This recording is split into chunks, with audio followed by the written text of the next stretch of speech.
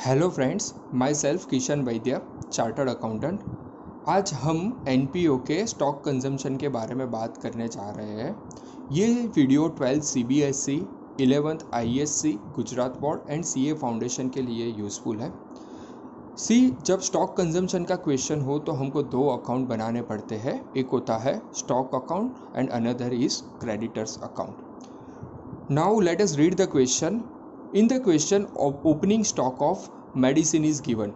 Presently medicine is our stock, and you know very well कि कोई भी stock is our current asset, so उसका opening balance debit side आएगा because stock है, this is our asset, तो हम debit side वो balance लिखेंगे, that is ₹50,000. Now closing stock of medicine is ₹45,000 more than the opening stock. That means closing stock is 95,000 rupees. बराबर. Now आगे बढ़ते हैं. Amount paid for the medicine during the year is ₹2 lakh. फिर लिखा है opening creditors 20,000 and closing creditors are 50% of opening creditors.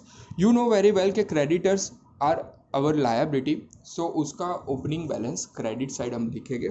So my opening balance of creditors is ₹20,000, जबकि closing balance उसके 50% है, तो कैन आई से आई विल राइट हियर 10,000 rupees.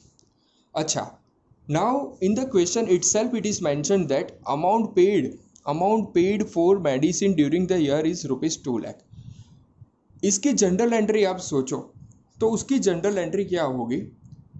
उसकी general entry अगर आप सोचो तो उसकी जनरल एंट्री क्या होगी कि भाई आप क्रेडिटर्स को पेमेंट कर रहे हैं पूरे साल में 2 लाख रुपीस, तो कहना ही से creditors account will be debited to cash account, तो कहना ही से ये एंट्री पास होगी क्रेडिटर्स टू कैश, तो कहना ही से creditors is debited. So what we will write here, I will write here cash account ₹2 lakh. So naturally if you close this account, then here there will be balance. See, here total is 2,10,000, here total is 2,10,000, and if you see here, then you will get the balance of 1,90,000 rupees. बराबर. That means इसका meaning क्या हुआ कि पूरे साल में आपने 1,90,000 का स्टॉक का परचेस किया है. कैसे? तो देखो क्रेडिटर्स के क्रेडिट साइड ये बैलेंस आ रहा है, तो कहना ही से it can be said purchase of stock. Yes और नो? कहना ही से it is a purchase of stock. अगर आप जनरल एंट्री भी सोचोगे तो क्या जनरल एंट्री होगी? Purchase account debit to creditors account. बराबर है. नाउ सी, तो कहना ही से we are following the double entry system.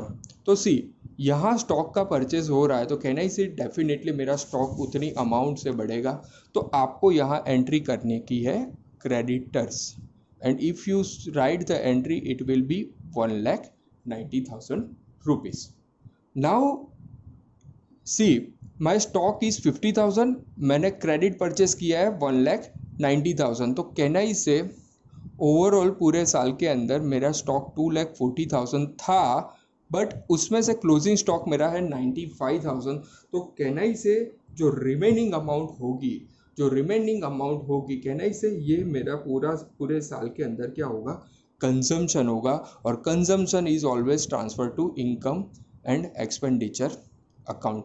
I hope you are getting me in a proper way.